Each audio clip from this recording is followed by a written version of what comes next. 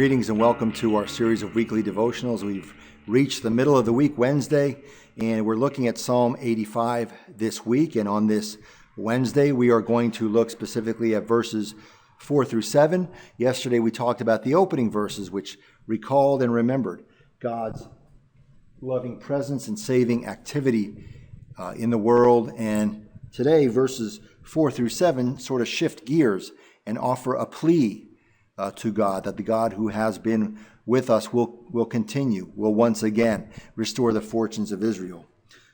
The psalmist writes, "Restore us again, O God of our salvation, and put away your indignation toward us. Will you be angry with us forever? Will you prolong your anger to all generations? Will you not revive us again, so that your people may rejoice in you? Show us your steadfast love, O Lord, and grant us your salvation." Within these verses, we hear a plea for God's help and God's intervention in our lives. And I think in our society, in the country in which we live, we're often turned off by sort of encouragements to ask God for help. You know, in our country, we feel like we should be able to do things all our own, and those who ask for help are regarded as weak. We say things like, God helps those who help themselves, even though that's not found anywhere in the Bible.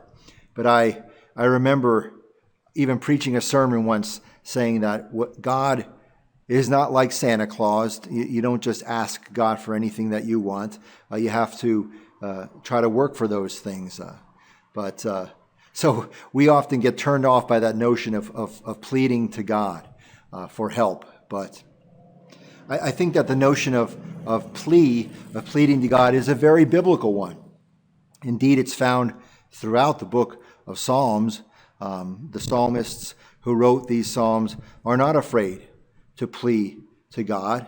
And I think there's something very biblical, very favorable and good and very faithful about pleading to God. You know, my teenagers have a strategy for getting out of doing things around the house. You know, when you ask them to wash dishes or mow the grass or take out the garbage or fold laundry, they do such a poor job that you never ask them again. So that's their strategy. If you do a bad enough job, you won't be asked again to do anything. Well, the opposite is true of God.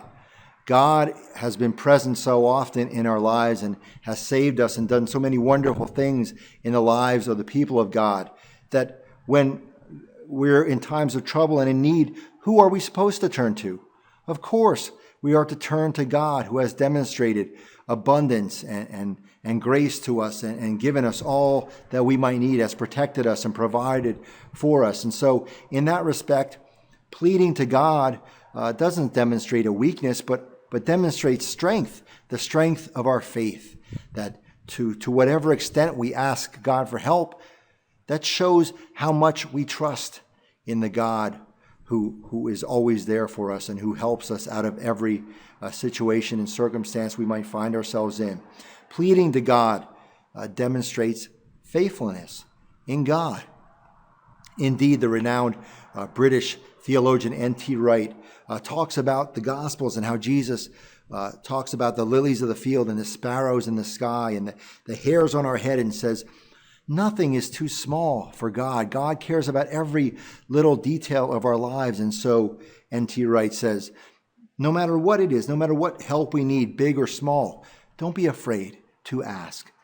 That is what God is in our lives for, to call upon and to pray. And so to whatever degree we ask for God's presence, whether it's something big or something small, pray to God, plead to God, ask God for help. For truly God is present for us, and God cares about each and every one of us, each and every detail, big and small, in our lives. God will help us. So let us ask God for help. Amen.